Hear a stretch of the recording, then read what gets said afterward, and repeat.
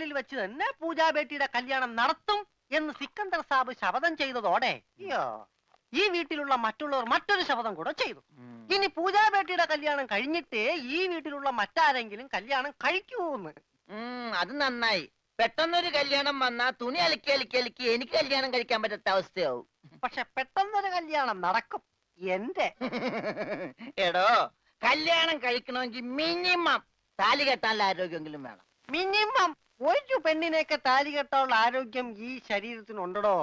ഇല്ലെങ്കിൽ അവൾ എന്നെ പ്രേമിക്കോ? ദൈവമേ, ഈ ശരീരത്തിനോടും പ്രേമോ? അതേടാ, മേരാ പ്യാരി സോനാരെ. സോനാര് അതായത് എന്ന് പറഞ്ഞ തങ്കമേ. ഓ, അപ്പൊ തങ്കമ്മേന്നാ പെണ്ണിന്റെ പേര്?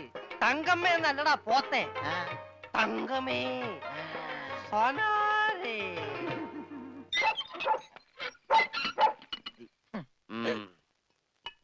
വേഗം ഒഴിക്കടാ. ഒഴിക്കല്ലേ, ധൃതി പിടിക്കല്ലേ.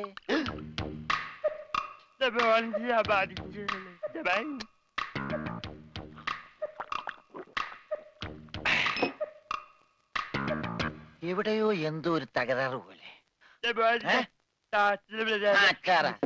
തോണ്ടി നാക്കിന്റെ മർമ്മത്ത് തേക്ക്. അയ്യ, എന്തു ചെയ്തത്? ഇത്തിരി സോഡ കൂടി. ആ ഒഴി ഒഴി ഒഴി. നിന്റെ അച്ഛന്റെ അച്ചാറ്.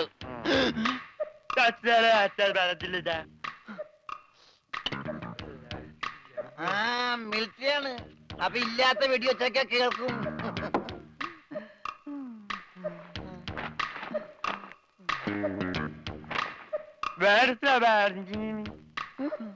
എന്നാ പിന്നെ കിടന്നുറങ്ങിക്കൂടാ.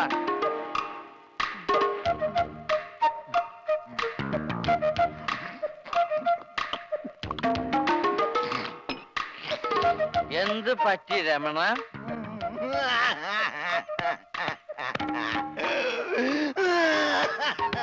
അയ്യോ പാവം. പോട്ടെ പോട്ടെ, അങ്ങനെ അവന്റെ മെയിൻ സ്വിച്ചും പോയി.